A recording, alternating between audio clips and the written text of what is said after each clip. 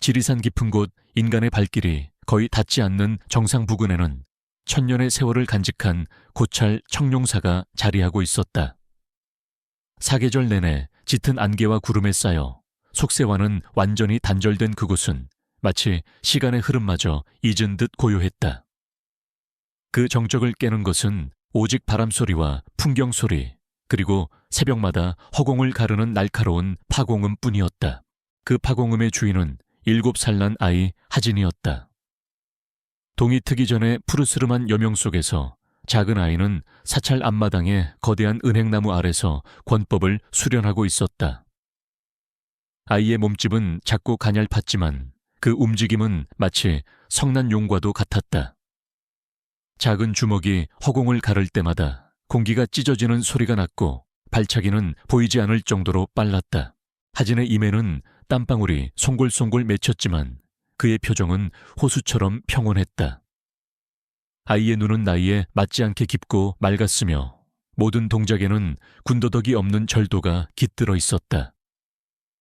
아이가 마지막 자세를 취하며 깊은 숨을 내쉬자 그의 몸 주위로 피어오르던 옅은 기운이 스르르 사라졌다. 지난 7년간 단 하루도 거르지 않은 아침 수련이 끝나는 순간이었다. 하진은 이 청룡사에서 태어나고 자랐다. 그에게 세상은 이 산과 절이 전부였고 가족은 백발의 노승인 스승님 한 분뿐이었다. 그는 갓난아기 때 절 앞에 버려졌다고 들었다. 스승님은 그런 그를 거두어 자신의 유일한 제자로 삼았고 아이의 몸에 흐르는 비범한 기운을 일찌감치 알아보고는 자신이 아는 모든 무공과 학문을 가르쳤다. 수련을 마친 하진은 익숙하게 법당으로 들어가 스승님께 아침 문안 인사를 드렸다. 백발의 노승은 가부좌를 튼 채 눈을 감고 있었지만 제자가 들어오는 기척을 이미 느끼고 있었다. 하진아, 이리 가까이 오너라. 평소와 달리 스승님의 목소리에는 무거운 기운이 서려 있었다. 하진은 조심스럽게 스승님 앞으로 다가가 무릎을 꿇고 앉았다. 노승은 천천히 눈을 떴다. 그의 눈빛은 수천 개의 별을 담은 밤하늘처럼 깊고 지혜로웠지만 오늘따라 그 안에는 슬픔의 그림자가 어른거렸다. 그는 자신의 품에서 작은 비단 주머니를 꺼내 하진에게 건넸다. 주머니 안에는 2개의 물건이 들어있었다. 하나는 반으로 쪼개진 용 모양의 옥파였고 다른 하나는 낡은 종이에 적힌 주소였다. 하진아, 이제 네가 산을 내려갈 때가 되었다. 스승님의 말에 하진의 맑은 눈동자가 세차게 흔들렸다. 산을 내려간다는 것, 그것은 하진이 단 한 번도 상상해보지 못한 일이었다. 스승님은 아이의 작은 어깨를 부드럽게 감싸 안으며 말을 이었다. 너는 이 산에 속한 아이가 아니다. 내게는 너만의 인연과 운명이 속세에 있느니라. 노승은 쪼개진 옥패를 하진의 손에 쥐어주었다. 용의 몸통 절반이 정교하게 조각된 옥패는 손에 쥐자 따뜻한 기운이 느껴졌다. 이것은 내 어머니께서 너를 이곳에 맡기실 때 함께 두고 가신 유일한 물건이다. 이것이 너의 뿌리를 찾을 수 있는 유일한 단서가 될 것이다. 나머지 반쪽을 가진 사람을 찾으렴. 그리고 그는 낡은 종이를 펼쳐 보였다. 그곳에는 서울특별시 중구 명동이라는 글자와 함께 상세한 주소가 적혀 있었다. 이 주소로 가면 너의 어머니에 대한 소식을 아는 사람을 만날 수 있을 게다. 그분을 찾아 네가 누구인지 어디서 왔는지 여쭈어 보거라. 그것이 네가 해야 할 첫 번째 임무다. 하진은 아무 말도 할 수 없었다. 처음으로 마주하는 어머니라는 존재, 그리고 한 번도 겪어보지 못한 속세라는 미지의 세계. 모든 것이 두렵고 혼란스러웠다. 그의 마음을 읽은 듯 스승님은 인자한 미소를 지으며 그의 머리를 쓰다듬었다. 두려워 마라 하진아. 너는 내가 아는 그 어떤 무인보다 강한 힘과 굳건한 마음을 지니고 있다. 스승님은 하진을 데리고 절 뒤편의 작은 암자로 향했다. 그곳에는 하진이 지난 7년간 사용했던 물건들과 스승님이 그를 위해 미리 준비해둔 작은 보따리가 있었다. 보따리 안에는 몇 벌의 깨끗한 옷과 약간의 노잣돈, 그리고 작은 약초 주머니가 들어 있었다. 세상은 산속과는 많이 다를 것이다. 악한 자들이 많고 위험한 일도 많을 게야. 스승님은 하진의 눈을 똑바로 바라보며 마지막 가르침을 내렸다. 네가 배운 무공은 약한 자를 돕고 의를 행하기 위한 것이다. 절대로 너의 힘을 함부로 과시하거나 악한 일에 사용해서는 안 된다. 항상 마음을 바로 하고 물처럼 부드럽고 바위처럼 단단하게 세상을 살아가거라. 그것이 무인이 걸어야 할 진정한 도다이니라.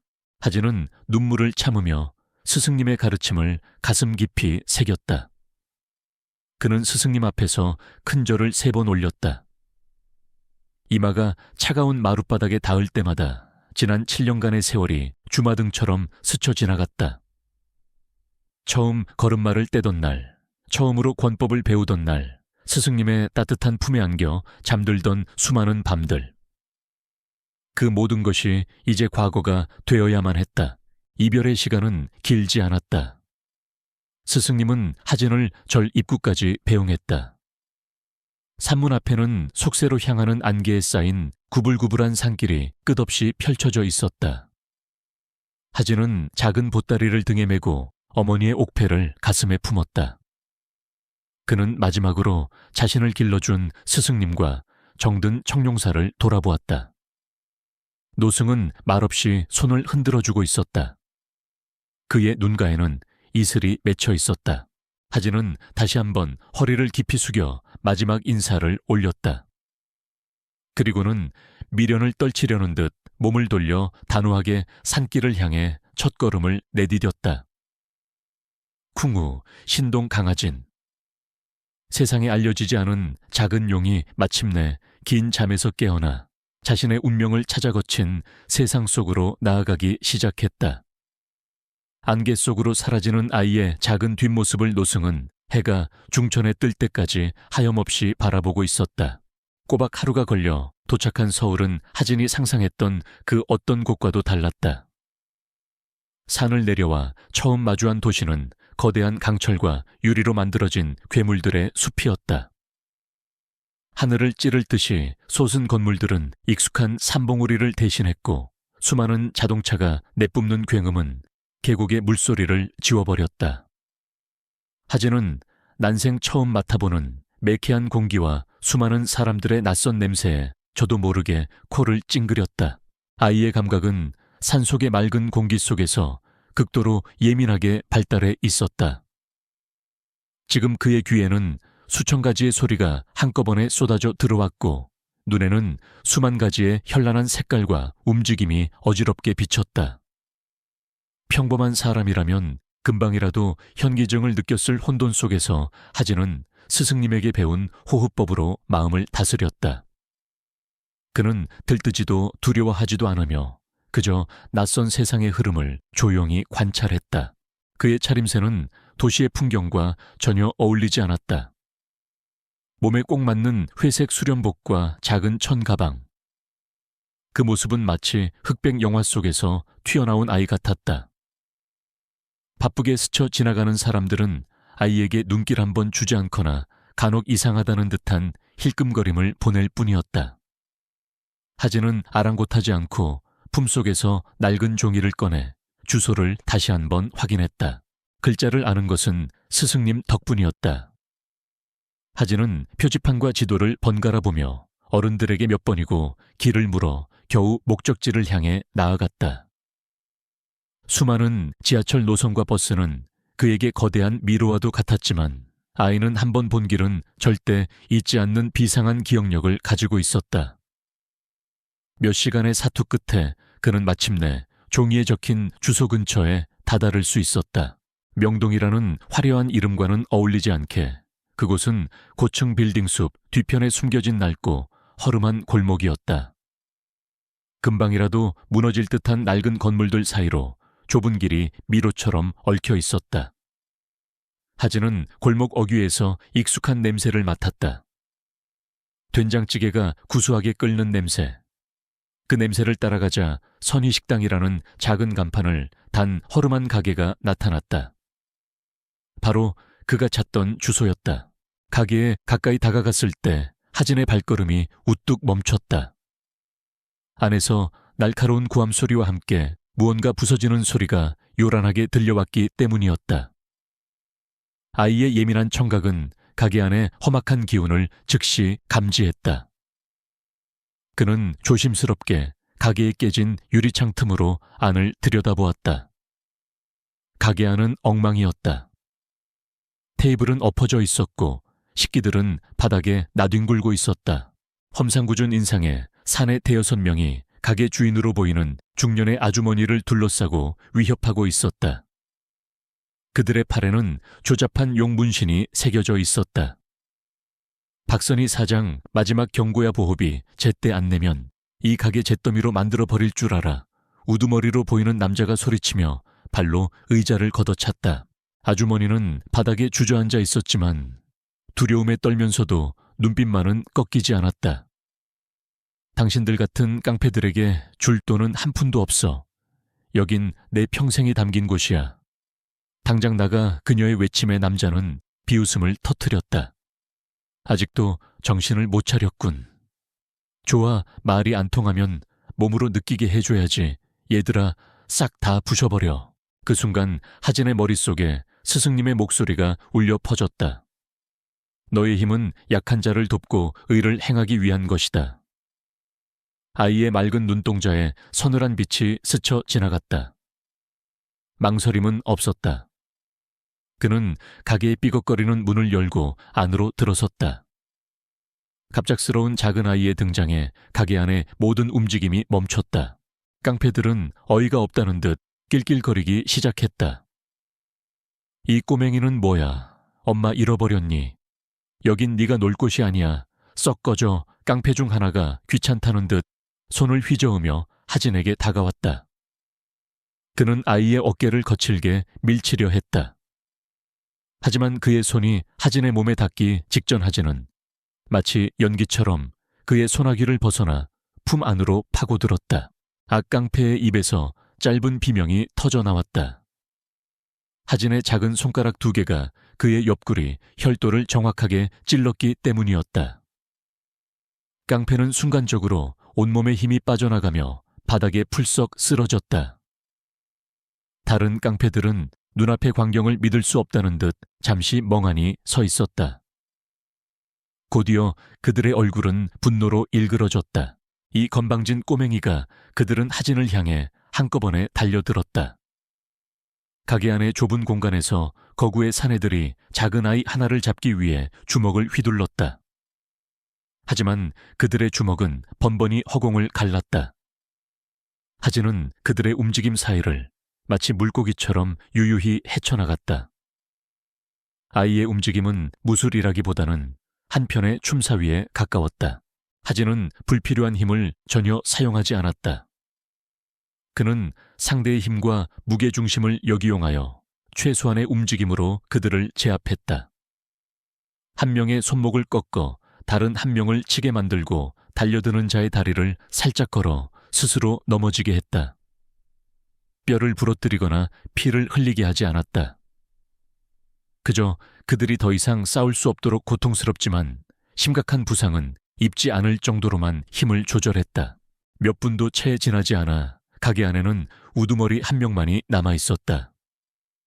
그는 공포에 질린 눈으로 자신의 부하들이 바닥에 쓰러져 신음하는 모습을 보았다. 그는 이 작은 아이가 인간이 아닐지도 모른다고 생각했다.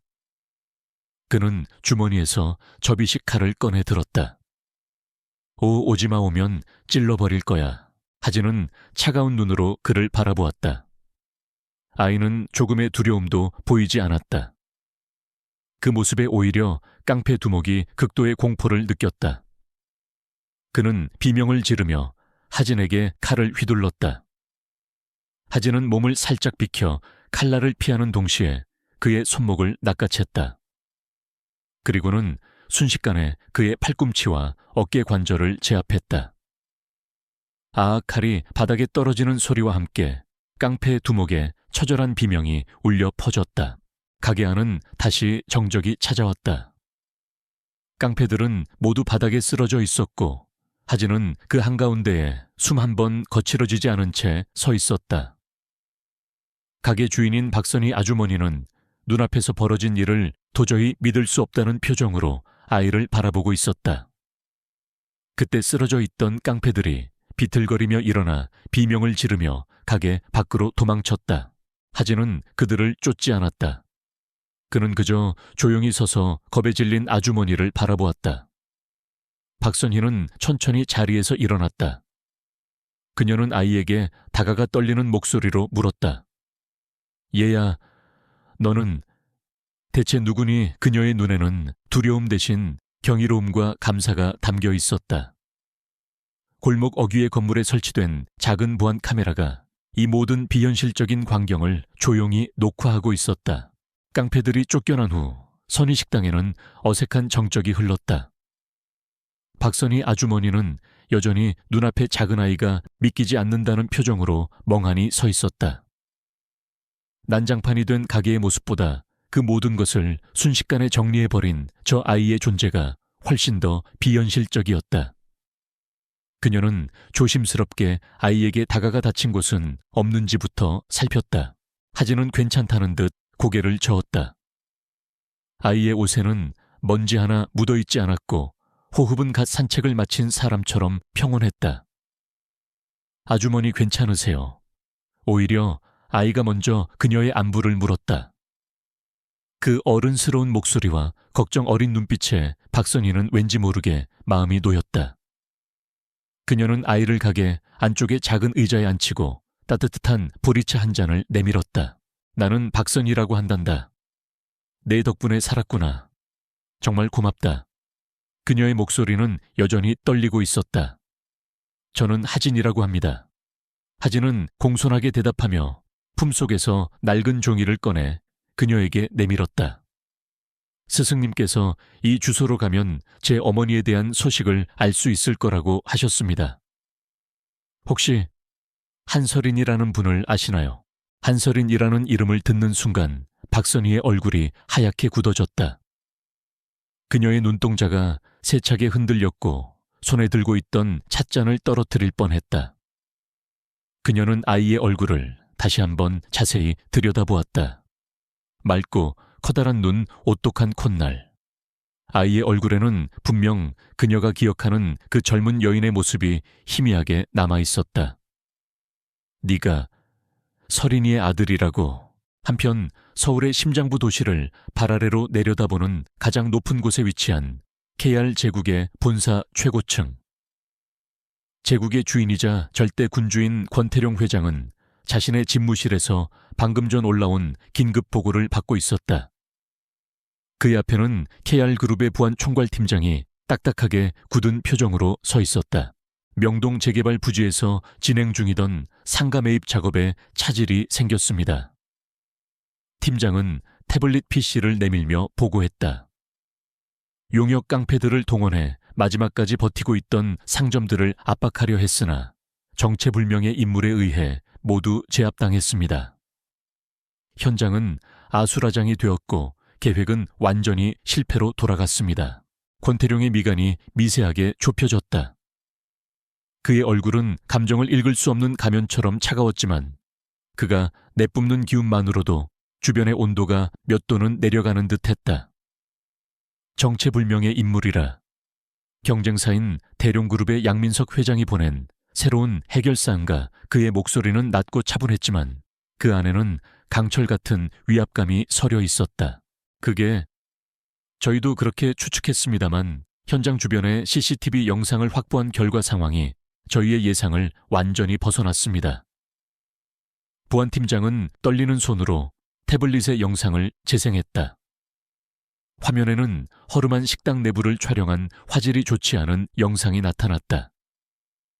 영상 속에서 거구의 깡패들이 한 아이를 향해 달려들고 있었다. 권태룡은 처음에는 별 관심 없다는 듯 화면을 보고 있었다.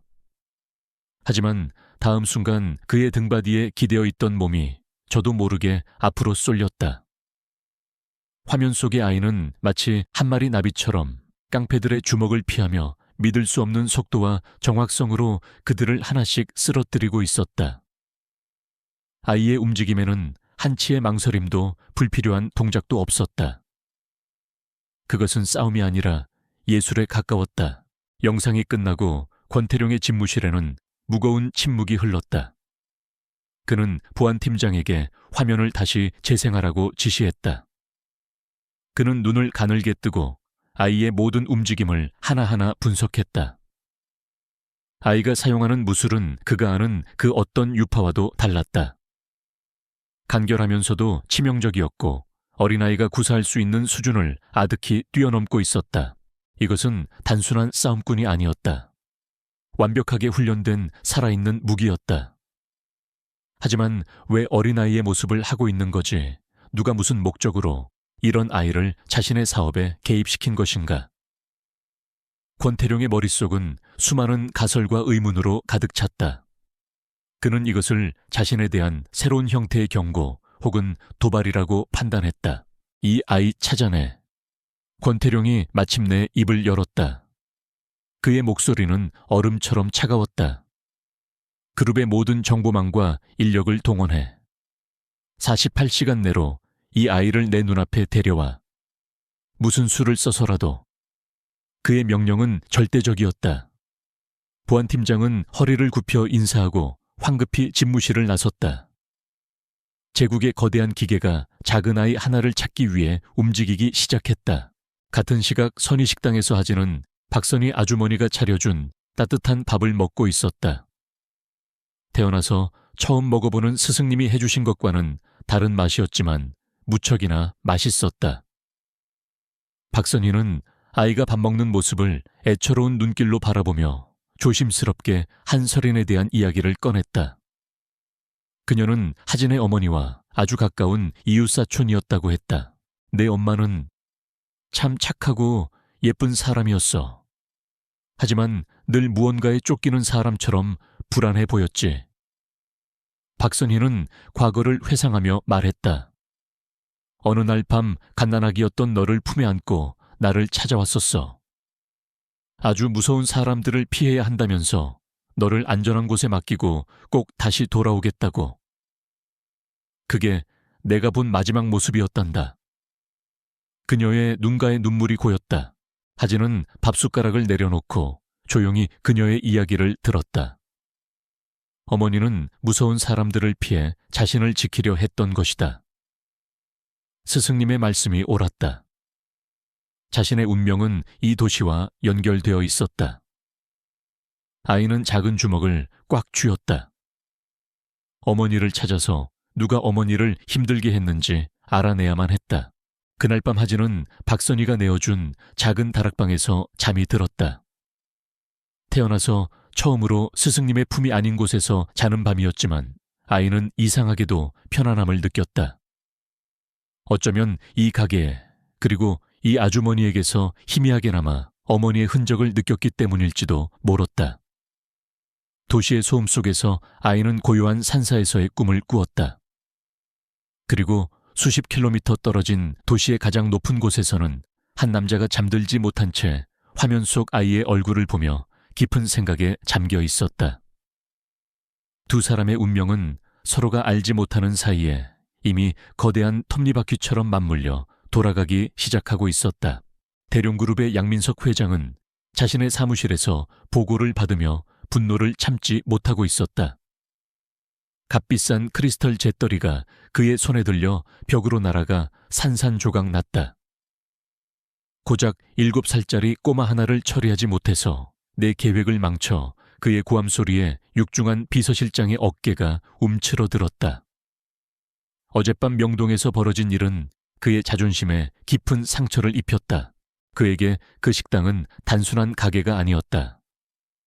권태룡의 KR그룹이 추진하는 거대 재개발 프로젝트의 마지막 알박기 장소였다. 그곳을 차지하면 권태룡의 계획에 막대한 차질을 빚게 하고 그 틈을 타 프로젝트의 지분을 빼앗아 올 수 있었다. 그는 이 일을 위해 시내에서 가장 악랄한 용역 깡패들을 고용했다.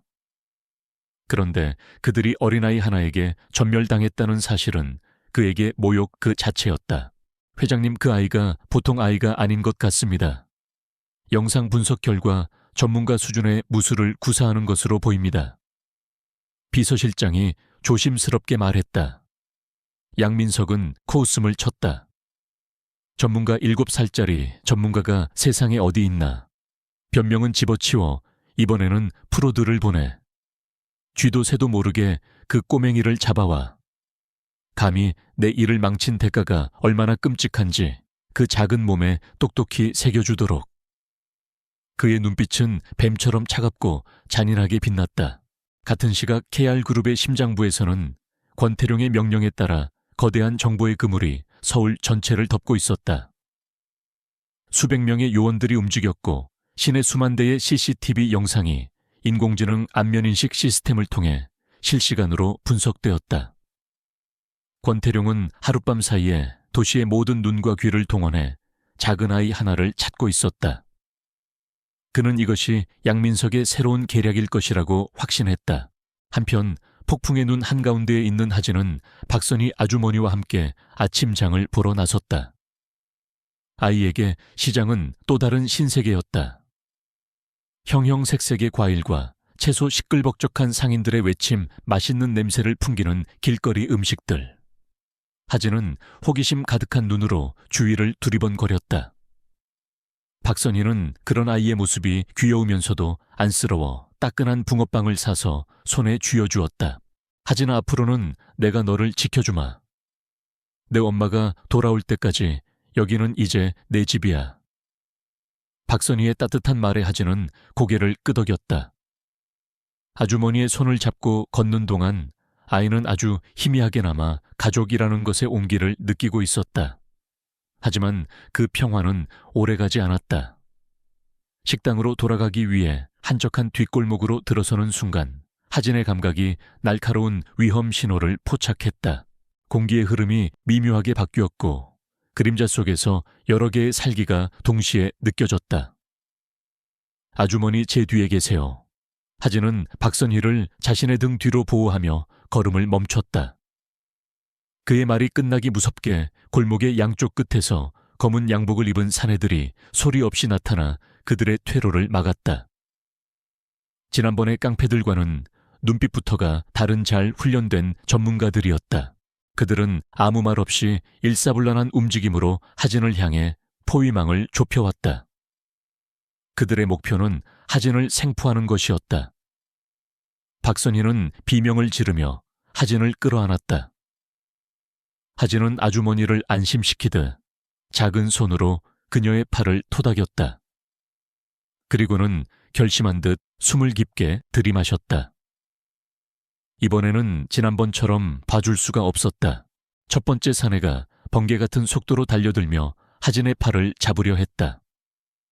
하진은 몸을 낮추는 동시에 그의 손목을 잡아채 그대로 업어치기 하듯 바닥에 매닫고 잤다.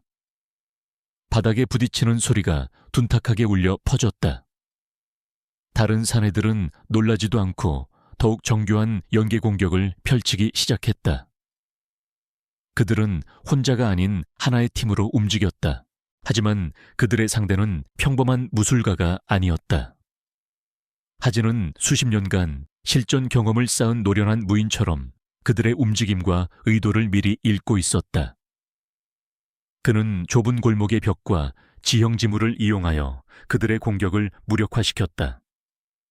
한 명의 주먹을 피해 벽을 박차고 뛰어올라 다른 한 명의 어깨를 밟고 착지하며 목덜미를 가격했다.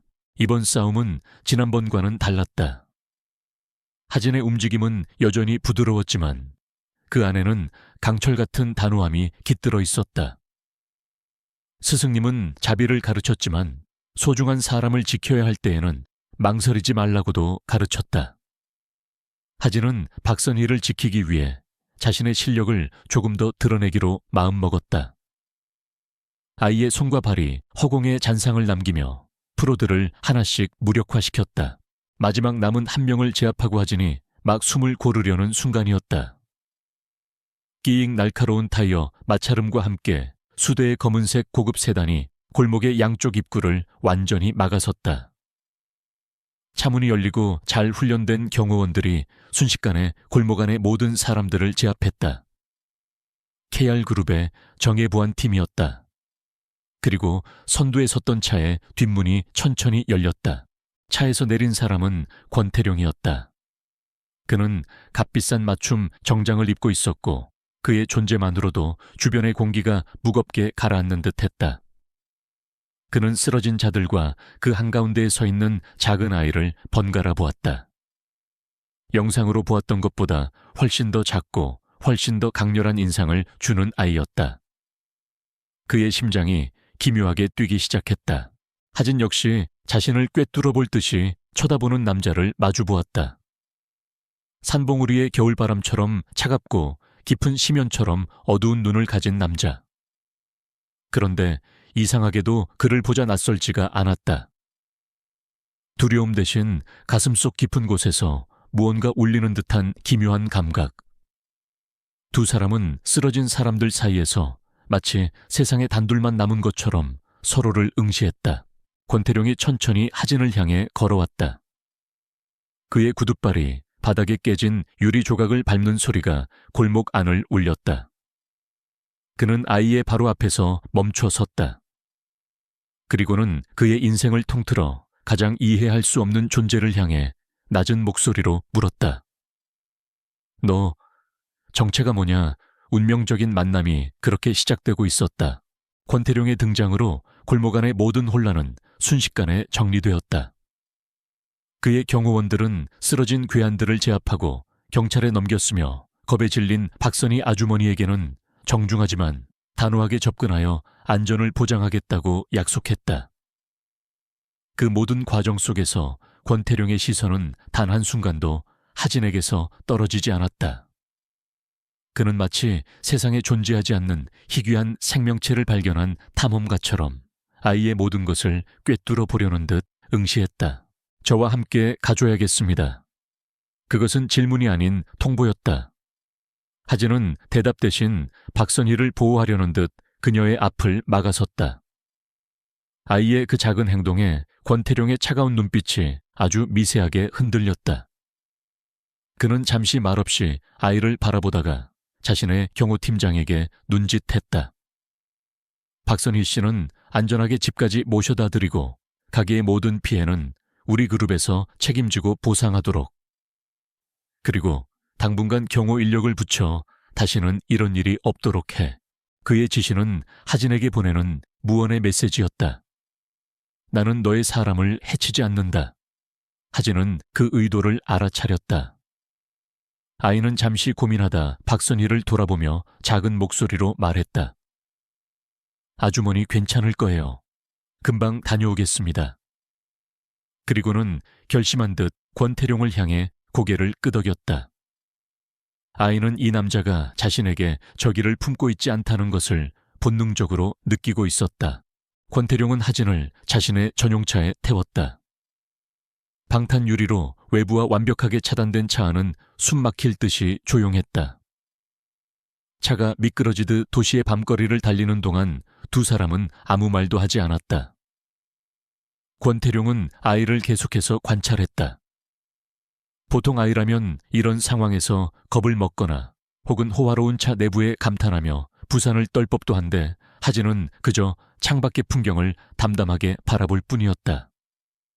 마치 수십 년을 살아온 노승처럼 그 어떤 것에도 마음이 흔들리지 않는 듯했다. 차가 도착한 곳은 도시의 가장 높은 곳에 위치한 펜트하우스였다. 집 안은 권태룡 그 자신처럼 차갑고 미니멀한 고급스러움으로 가득 차 있었다. 거대한 통유리창 밖으로 서울의 야경이 보석처럼 펼쳐져 있었다. 하진은 그 엄청난 풍경 앞에서도 잠시 시선을 주었을 뿐 별다른 감흥을 보이지 않았다. 아이의 이런 태도는 권태룡의 호기심을 더욱 자극했다. 앉아. 권태룡은 최고급 가죽 소파를 가리켰다. 그는 아이를 손님이 아닌 분석해야 할 대상으로 대하고 있었다. 그는 직접 아이의 앞에 앉아 마치 중요한 비즈니스 협상을 하듯 질문을 던지기 시작했다. 너는 누구지? 누가 보냈나? 지리산에서 무술을 배웠다는 말은 믿기 어렵군. 네 배후에 있는 자가 누구인지 말해. 하지만 하진의 대답은 한결같았다. 저는 하진입니다. 스승님 외에 다른 분은 없습니다. 저는 어머니를 찾으러 산을 내려왔습니다. 아이의 목소리에는 거짓이 없었다. 그 순수하고 맑은 눈빛을 마주하자 수많은 거짓과 위선을 상대해온 권태룡조차 잠시 할 말을 잃었다. 이야기는 터무니없었지만 아이 자체는 진실되어 보였다. 권태룡은 대화가 길어질수록 더욱 깊은 혼란에 빠졌다. 아이의 얼굴을 보고 있으면 자꾸만 잊으려 했던 과거의 한 여인이 떠올랐기 때문이었다. 아이의 이목구비는 기묘하게도 자신의 젊은 시절과 닮아 있었지만 무언가에 집중할 때 살짝 벌어지는 입술이나 희미하게 웃을 때 휘어지는 눈매는 너무나도 선명하게 그녀 한서린을 떠올리게 했다. 불쾌한 감정이 그의 속을 휘저었다. 어머니를 찾는 단서는 있나? 그는 화제를 돌리려 무심코 물었다. 그 질문에 하진은 잠시 망설였다. 아이는 눈앞의 남자를 가만히 관찰했다. 비록 차갑고 무서운 사람이지만 그의 깊은 눈동자 속 어딘가에 슬픔이 어려 있는 것을 보았다. 하진은 자신의 직감을 믿기로 했다. 아이는 품속에서 비단 주머니를 꺼내 반으로 쪼개진 용 모양의 옥패를 조심스럽게 꺼내 보였다. 스승님께서 이것이 단서가 될 거라고 하셨습니다.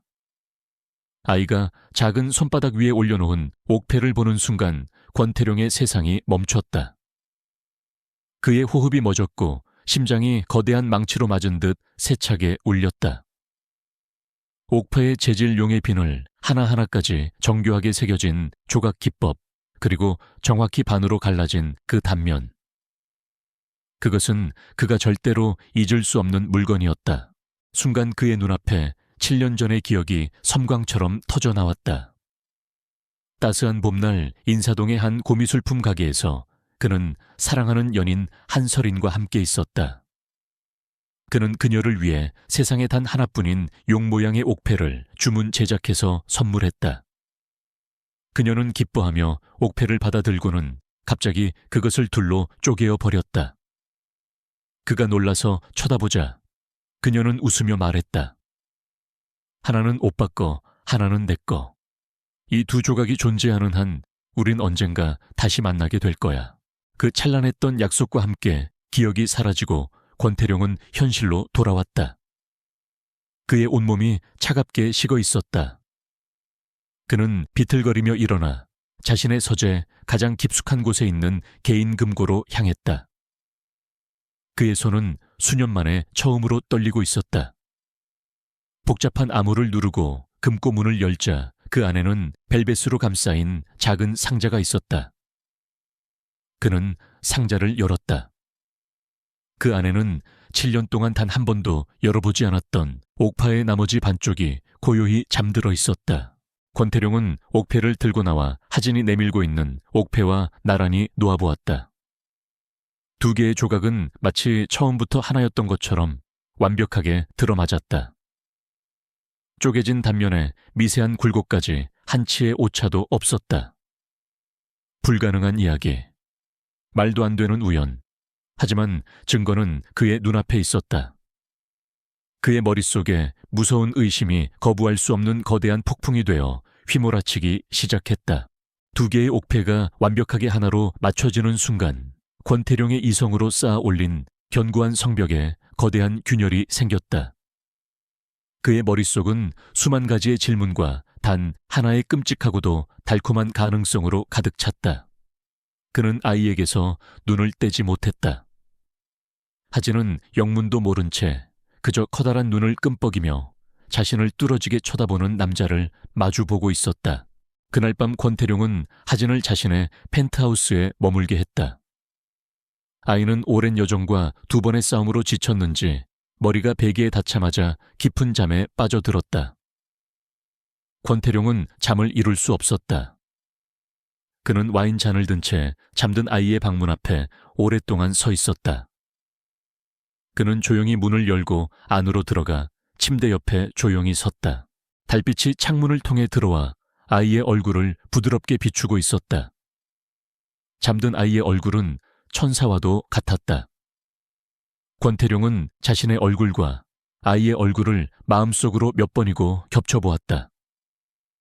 굳게 담은 입술 높은 콧대, 그리고 무의식 중에 살짝 찡그리는 미간까지.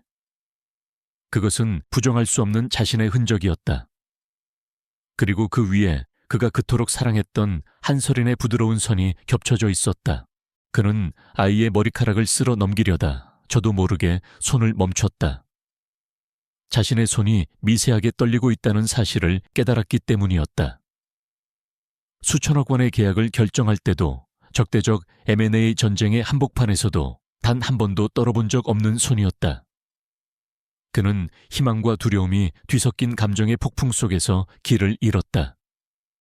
만약 이 모든 것이 잔인한 우연이라면 이 희망이 꺾였을 때의 절망을 감당할 수 있을까? 그는 알아야만 했다. 짐작이나 심증이 아닌 명백하고 과학적인 사실이 필요했다. 그는 조용히 방을 나와 자신의 서재로 향했다. 그리고 동의 특위를 기다려 단 한 사람 그의 수족이자 그림자인 최 실장에게 전화를 걸었다. 그의 목소리는 밤새 겪은 감정의 동요를 감추려는 듯 평소보다 더욱 낮고 차갑게 가라앉아 있었다. 최 실장, 지금 당장 이리로 오게. 그리고 자네가 가진 모든 수단을 동원해서 가장 빠르고 가장 비밀스럽게 처리할 수 있는 유전자 검사 기관을 알아봐. 보안은 최우선일세. 그의 명령에는 어떤 설명도 없었지만 최 실장은 그 안에 담긴 엄청난 무게감을 느낄 수 있었다.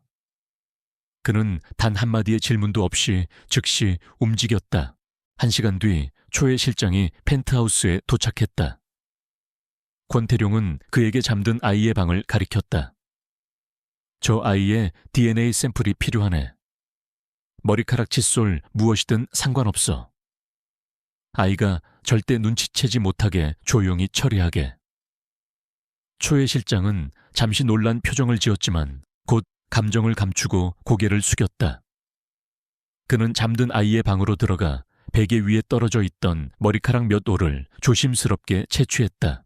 샘플은 즉시 대한민국 최고의 보안을 자랑하는 사설연구소로 보내졌다.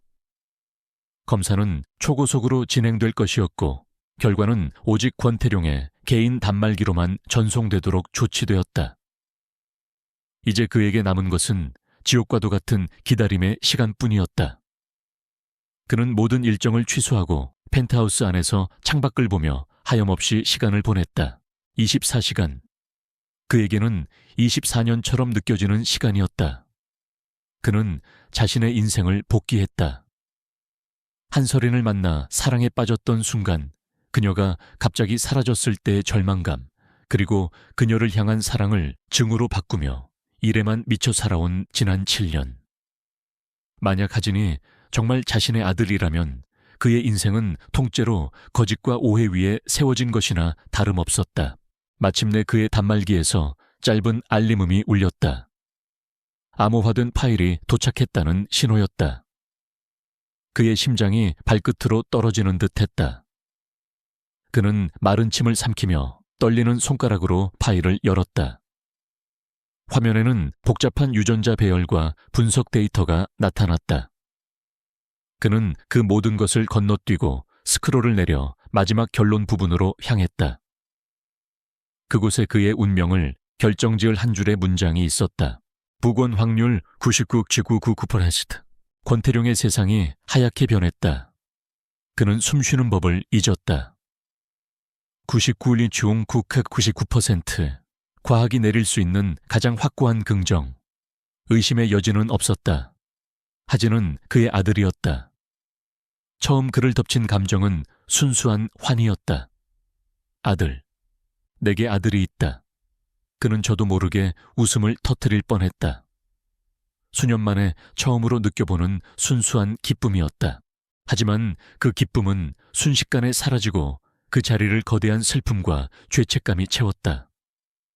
놓쳐버린 7년의 세월. 아들의 첫 울음, 첫 웃음, 첫 걸음. 그 무엇과도 바꿀 수 없는 소중한 시간들을 그는 송두리째 잃어버렸다. 그리고 설인. 그녀는 혼자서 얼마나 힘들었을까. 자신을 원망하며 세상을 등지고 혼자서 아이를 낳고 길렀을 그녀의 고통이 파도처럼 밀려와 그의 가슴을 쳤다. 그리고 마침내 그 모든 감정들이 하나의 용광로 속에서 뒤섞여 차갑고 단단한 분노로 벼려졌다. 누군가 이 모든 일을 만들었다. 감히 나의 여자와 나의 아들의 인생을 망가뜨린 자가 있다. 그의 눈빛에서 슬픔과 기쁨의 흔적은 사라지고 대신 모든 것을 불태워버릴 듯한 검은 불꽃이 타오르기 시작했다.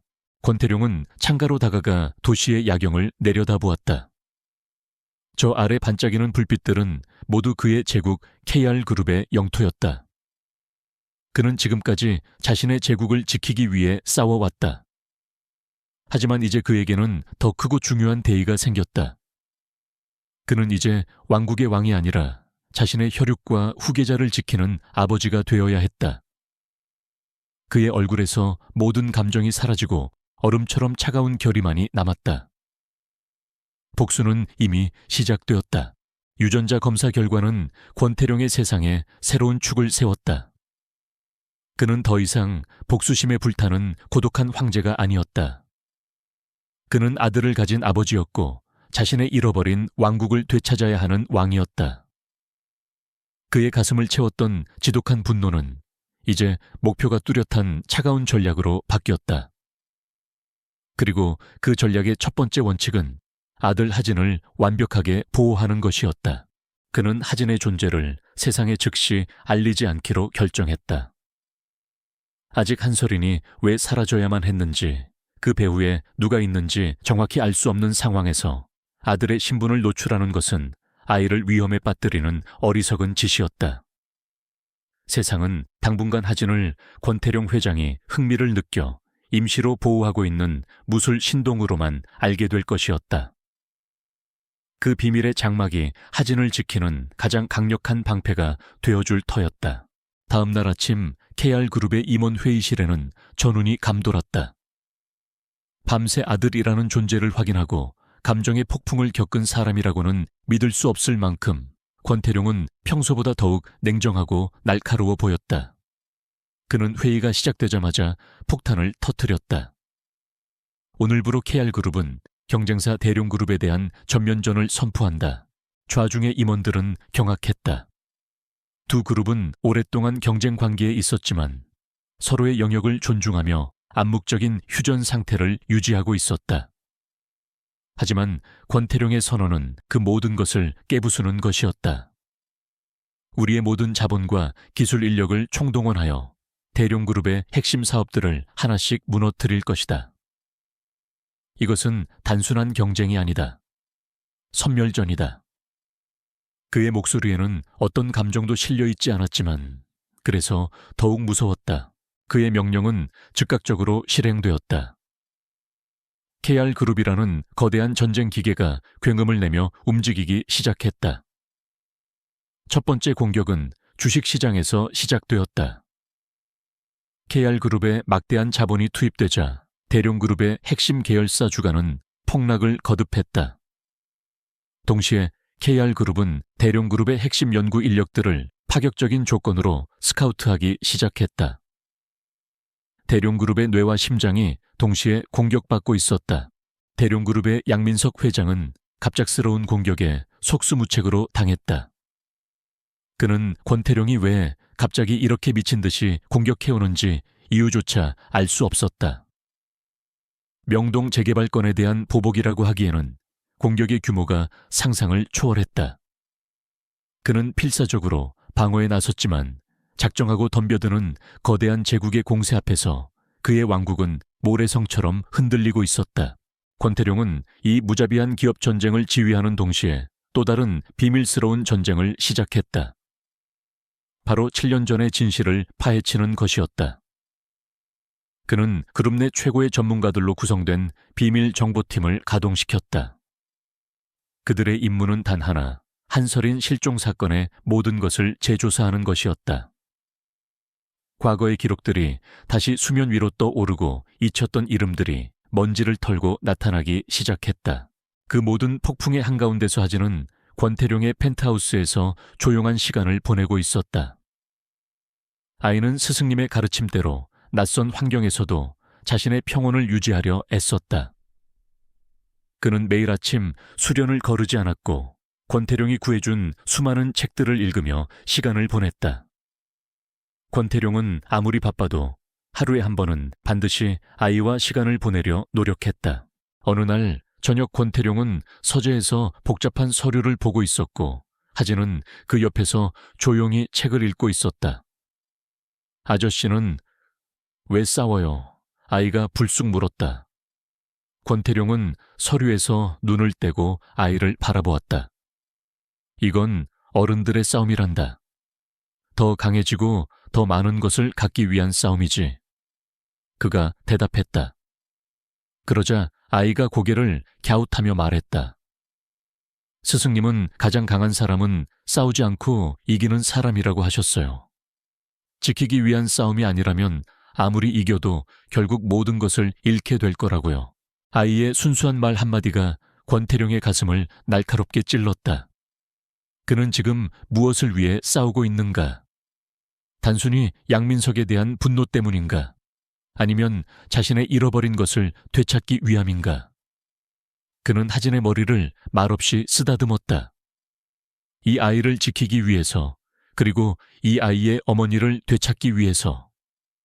그의 싸움의 이유가 더욱 명확해졌다. 며칠 뒤 비밀 정보팀으로부터 결정적인 보고가 올라왔다. 그들은 7년 전 양민석 회장이 정체불명의 보안 용역업체에 거액의 자금을 송금한 기록을 찾아냈다. 그 업체는 사람을 조용히 사라지게 만드는 일로 악명 높은 곳이었다. 그리고 송금 날짜는 한설인이 실종되기 바로 전날이었다. 퍼즐의 마지막 조각이 맞춰졌다. 정보팀은 한설인이 실종 직전 양민석이 당시 권태룡의 아버지가 운영하던 KR그룹의 핵심 반도체 기술을 훔치려 한다는 증거를 포착했었다는 사실을 추가로 밝혀냈다. 그녀는 그 사실을 알리려다 양민석에게 발각되었던 것이다. 그녀는 권태룡을 떠난 것이 아니었다. 그와 뱃속의 아이를 지키기 위해 양민석의 위협으로부터 필사적으로 도망쳐야만 했던 것이다. 권태룡은 보고서를 쥔 손을 부들부들 떨었다. 지독한 죄책감과 함께 양민석을 향한 증오가 그의 온몸을 지배했다. 그는 단순한 비즈니스 경쟁자가 아니었다. 자신의 인생을 송두리째 망가뜨린 원수였다. 기업 전쟁은 이제 서막에 불과했다. 그는 조용히 수화기를 들었다. 그의 목소리는 분노로 타오르고 있었지만 그 어느 때보다 차갑고 냉정했다. 최 실장, 이제 2단계에 들어간다. 양민석의 돈줄이 아니라 그의 숨통을 끊을 준비를 하게. 소리 없는 전쟁이 이제 피비린내, 나는 복수극으로 변하고 있었다. 권태룡이 시작한 기업 전쟁은 양민석의 숨통을 서서히 조여오고 있었다. 주가는 연일 폭락했고 핵심 인재들은 썰물처럼 빠져나갔으며 믿었던 자금줄마저 하나둘 끊기고 있었다. 양민석은 이 비정상적인 공격의 배후에 권태룡의 개인적인 원한이 있다는 것을 어렴풋이 짐작했지만 그 이유가 7년 전 자신이 묻어버린 과거와 연결되어 있으리라고는 상상조차 하지 못했다. 정상적인 방법으로는 더 이상 승산이 없다고 판단한 양민석은 그가 가장 잘하는 비열하고 폭력적인 수단을 사용하기로 결심했다. 그는 돈으로 고용한 어둠의 해결사들에게 새로운 지시를 내렸다. 권태룡의 사업을 방해하는 것을 넘어 그의 목숨을 직접적으로 위협하라는 지시였다. 전면전에서 이길 수 없다면 적국의 왕을 암살해버리면 그만이라는 단순하고 잔인한 생각이었다. 첫 번째 위협은 KR그룹이 사운을 걸고 진행하는 신재생에너지 발전소 건설 현장에서 찾아왔다. 권태룡은 프로젝트의 진행 상황을 직접 점검하기 위해 현장을 방문했다. 그는 하진을 혼자 둘 수 없어 어쩔 수 없이 아이를 대동했다. 수많은 경호원들이 주변을 철통같이 경비하고 있었지만 그 누구도 수백 미터 떨어진 건너편 빌딩의 옥상에서 자신들을 향해 조준된 차가운 총구를 감지하지 못했다. 하지만 하진은 달랐다. 산속에서 맹수의 움직임과 자연의 기운을 느끼며 자라온 아이의 감각은 도시의 소음 속에서도 날카롭게 살아있었다. 권태룡이 현장 소장과 이야기를 나누는 순간 하진은 등골이 서늘해지는 것을 느꼈다. 그것은 명백한 살기, 샤치였다. 아주 희미했지만 뱀이 혀를 날름거리는 듯한 차갑고 끈적한 기운이 정확히 권태룡을 향하고 있었다. 아버지 숙이세요. 하진은 외마디 비명을 지르며 자신의 작은 몸을 날려 권태룡을 덮쳤다. 권태룡이 놀라 균형을 잃고 넘어지는 순간 핑 하는 날카로운 소리와 함께 방금 전까지 그의 머리가 있던 자리에 뒤쪽 철제 구조물에서 불꽃이 튀었다. 저격이었다. 모든 것이 순식간에 벌어졌다. 경호원들이 뒤늦게 상황을 파악하고 비명을 지르며 권태룡을 에워쌌다. 현장은 순식간에 아수라장이 되었다. 그날 이후 권태룡은 하진을 완전히 다르게 보기 시작했다. 국내 최고라 자부하는 자신의 경호팀도 감지하지 못한 위협을 이 작은 아이는 본능적으로 알아차리고 자신의 목숨을 구했다. 그는 아들이 가진 능력이 단순한 무술 실력을 넘어선 과학적으로 설명할 수 없는 영역의 것임을 깨달았다. 그는 아들을 더 이상 보호해야 할 대상으로만 볼 것이 아니라 이 전쟁의 가장 중요한 파트너로 인정해야만 했다. 며칠 뒤 권태룡은 자신의 저택에서 극소수의 최고 임원들과 비밀 회의를 열었다. 대룡그룹에 대한 최종 공격 계획을 논의하는 그룹에 명운이 걸린 중요한 자리였다. 그는 하진을 자신의 옆에 앉혔다. 임원들은 회장 옆에 앉아 조용히 장난감을 가지고 노는 아이를 의아하게 쳐다보았지만 아무도 감히 이의를 제기하지는 못했다. 회의가 진행되는 동안 하진은 어른들의 복잡한 이야기를 전혀 이해하지 못했다. 하지만 아이는 회의실 안의 공기와 사람들의 기운을 느끼고 있었다. 대부분의 사람들은 긴장하고 있었지만 단 한 사람 권태룡의 가장 오랜 친구이자 그룹의 재무를 총괄하는 박 이사만은 이상할 정도로 평온했다. 하지만 그의 평온함 뒤에는 미세한 불안과 거짓의 기운이 뒤섞여 있었다. 마치 잔잔한 호수 아래에 더러운 셔츠를 숨겨놓은 것처럼 회의가 끝나고 모두가 돌아간 후 하진은 권태룡에게 다가가 작게 속삭였다. 아버지, 아까 그 안경 쓴 할아버지는 마음이 아픈 것 같아요. 자꾸 거짓말을 하고 있었어요. 아이의 말에 권태룡은 잠시 할 말을 잃었다. 박 이사는 그의 아버지가 살아있을 때부터 함께한 그가 가장 신뢰하는 인물 중 하나였다. 하지만 그는 이제 아들의 직감을 무시할 수 없었다. 그는 즉시 감사팀에게 박 이사의 모든 것을 비밀리에 조사하라고 지시했다.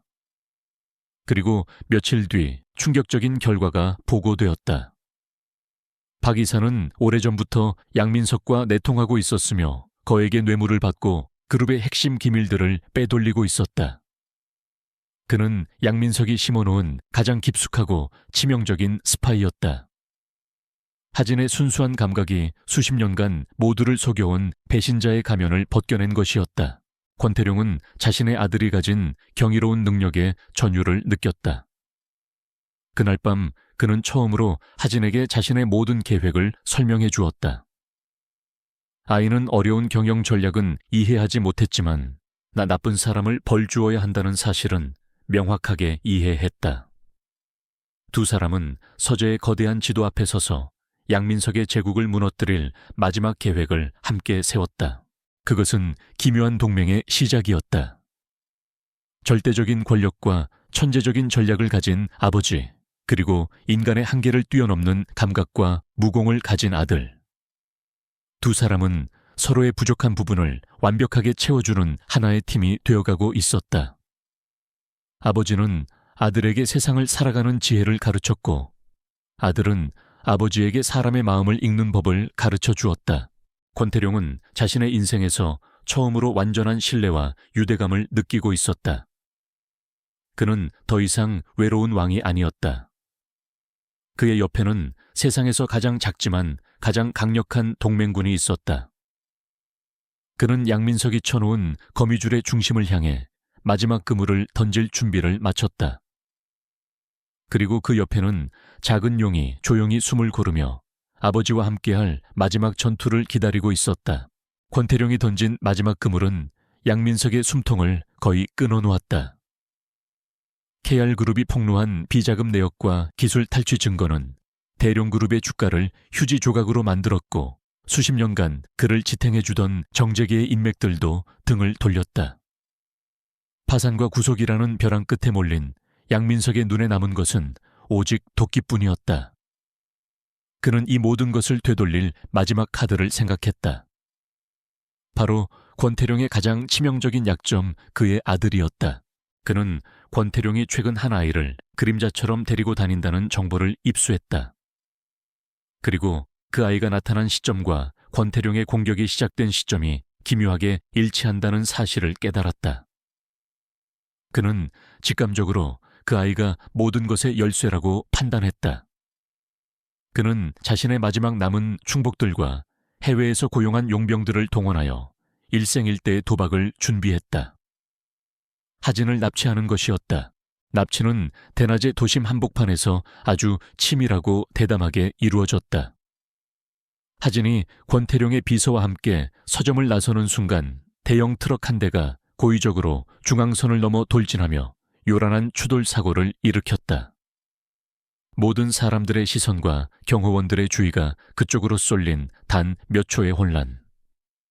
그 틈을 타 인파 속에서 튀어나온 괴한들이 하진을 낚아채 순식간에 골목 안의 다른 차량으로 사라졌다.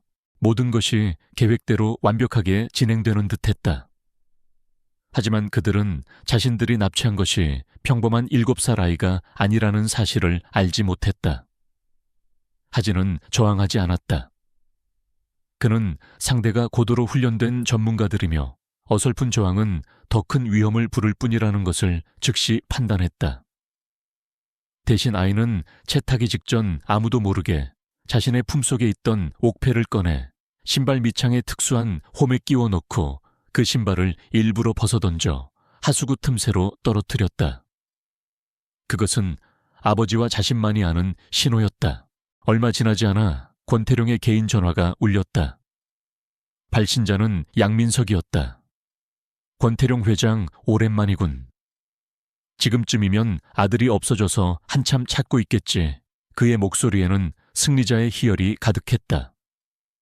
내 요구는 간단해. KR그룹의 경영권 포기각서에 사인해. 그럼 아들은 살려주지. 그렇지 않으면 내일 아침 한강에서 싸늘한 시체로 발견하게 될 거야. 그는 증거라며 의자에 묶여있는 하진의 사진을 전송했다. 사진을 본 권태룡의 눈이 붉게 충혈되었다. 그의 온몸에서 지옥의 악귀와도 같은 살기가 뿜어져 나왔다. 하지만 그의 목소리는 놀랍도록 차분했다. 좋아, 양민석. 네가 이겼다. 시간을 줘. 변호사들과 서류를 준비해야 하니.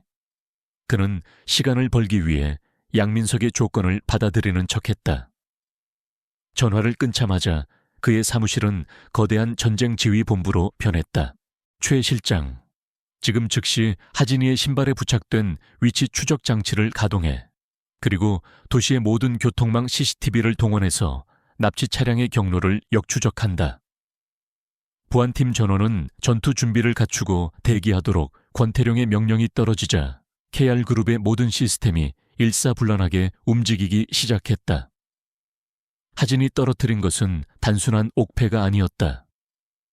그것은 권태룡이 만일을 대비해 옥파의 안에 심어놓은 세상에서 가장 작고 정교한 GPS 추적 장치였다. 한편 양민석의 비밀 아지트에 감금된 하진은 조금도 겁먹은 기색이 없었다. 아이를 묶어놓은 밧줄은 그에게는 거미줄이나 다름없었다. 그는 밤이 되기를 기다려 관절을 빼내는 탈골수를 이용해 유유히 밧줄을 풀고 나왔다. 그는 복수를 하거나 탈출을 서두르지 않았다. 대신 그는 유령처럼 건물 안을 돌아다니며 내부 구조와 경비 인력의 위치를 파악하기 시작했다. 그는 스승님에게 배운 모든 기술을 동원했다.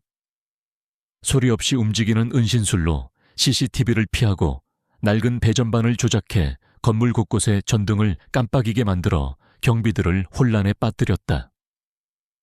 그는 심지어 환풍구를 통해 경비들이 나누는 대화를 엿듣고 그들의 약점을 파악하여 그들 사이에 불신과 혼란의 씨앗을 뿌렸다.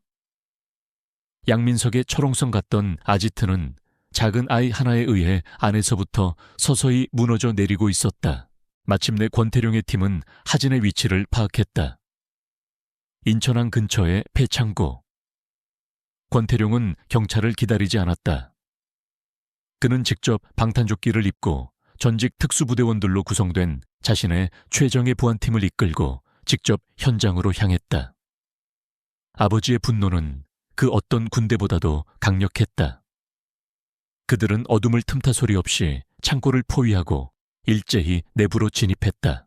창고 안에서는 이미 작은 전쟁이 벌어지고 있었다. 하진이 일으킨 내부 혼란 덕분에 양민석의 부하들은 우왕좌왕하며 서로를 의심하고 있었다. 권태룡의 팀이 진입하자 그들은 제대로 된 저항 한 번 해보지 못하고 순식간에 제압당했다. 모든 것은 권태룡의 계획과 하진의 내부 교란이 만들어낸 완벽한 합작품이었다. 마지막 남은 곳은 양민석이 있는 중앙 사무실이었다.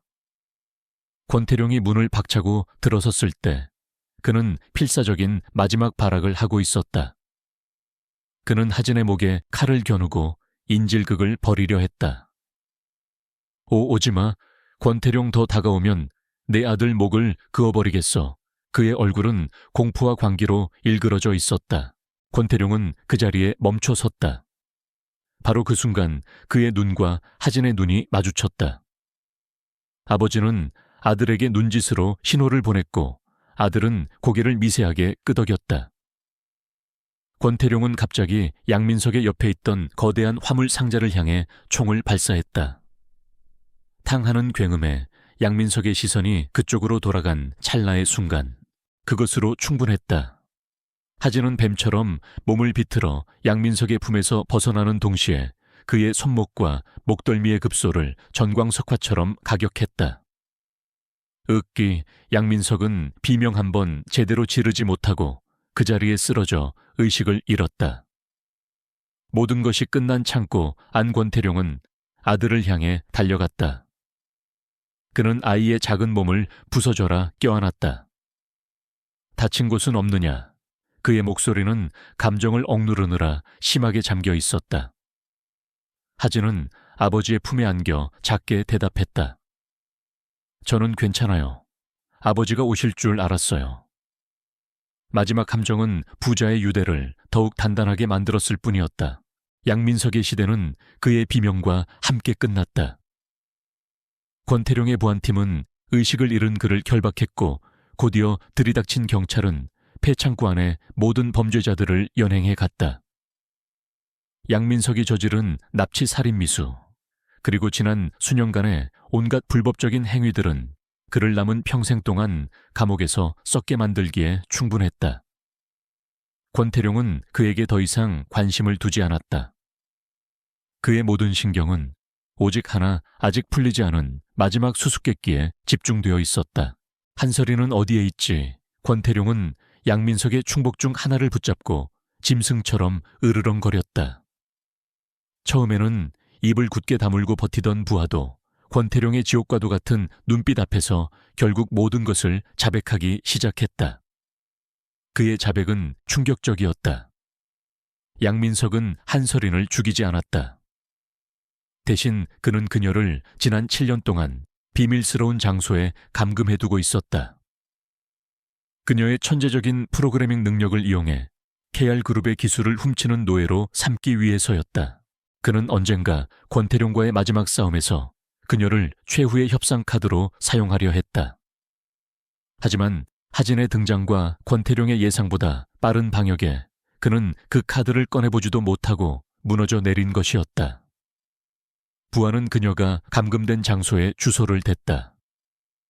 강원도 깊은 산속에 위치한 지도에도 나오지 않는 별장이었다. 권태룡은 한시도 지체하지 않았다. 그는 하진을 가장 안전한 곳에 맡기고 헬리콥터를 동원해 즉시 그곳으로 향했다. 별장은 겉보기에는 평화로웠지만 내부는 첨단 보안 시스템으로 무장한 감옥이었다. 권태룡의 팀은 별장의 모든 방어 시스템을 무력화시키고 내부로 진입했다. 그리고 가장 깊숙한 곳 창문 하나 없는 지하 연구실에서 마침내 그녀를 발견했다. 한설이는 낡은 의자에 앉아 모니터를 보고 있었다. 7년의 감금 생활은 그녀의 생기를 모두 앗아간 듯했다. 그녀는 깡마르고 창백했지만 그녀의 눈빛만은 예전처럼 맑고 강인하게 빛나고 있었다. 설이나. 권태룡의 목소리가 가늘게 떨렸다. 그 목소리에 그녀는 천천히 고개를 돌렸다. 수년 만에 마주한 남자의 얼굴. 그녀의 눈에 놀라움과 그리움 그리고 원망이 뒤섞인 눈물이 차올랐다. 권태룡은 그녀에게 다가가 아무 말 없이 그녀를 자신의 품에 와락 껴안았다. 7년이라는 긴 시간의 벽이 그 포옹 한 번에 무너져 내리고 있었다. 며칠 뒤 병원의 VIP 병실. 한설이는 조금씩 기력을 회복하고 있었다. 권태룡은 그녀의 곁을 한시도 떠나지 않고 보살폈다. 두 사람은 그동안 못다한 이야기를 나누었다. 서로에 대한 오해를 풀고 함께 아파하고 서로의 상처를 보듬었다. 그리고 마침내 그녀가 아들을 만날 시간이 되었다. 하진은 권태룡의 손을 잡고 조심스럽게 병실 안으로 들어섰다. 침대 위에 앉아있는 창백한 여인. 하진은 한눈에 그녀가 자신의 어머니라는 것을 알 수 있었다. 사진으로도 이야기로도 접한 적 없었지만 영혼 깊은 곳에서부터 끌어당기는 강한 유대감이 느껴졌다. 한설인 역시 자신과 권태룡을 반씩 닮은 아이를 보고 숨을 멈췄다. 그녀가 목숨을 걸고 지켜냈던 아들이었다.